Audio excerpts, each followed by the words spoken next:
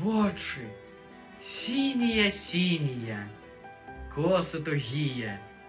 Хтось шчаслівы, як кажуць, дзяўчыну хрысціў. Трэба вытаптаць многа дарог, каб другія вочы гэткія косы знайсці. Пра такіх, пэўна, казкі складалі ў народзе, надзяляючы сотнямі светлых імён.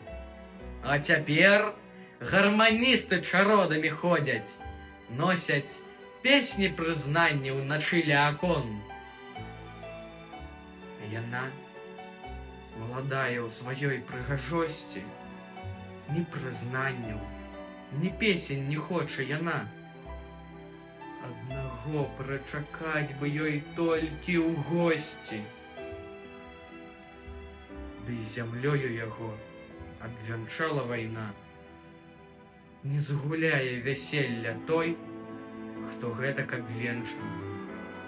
А яна ўсё чакае, верыць казачным снам, адганяе сватоў, што прарочаць: не вечна будзе доўгай каса, будзе яркай краса.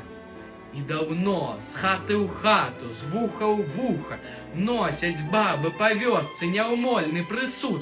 Застанецца яна назаўжды векавухай, незавошта састарэць, загубіць красу. Я не знаю.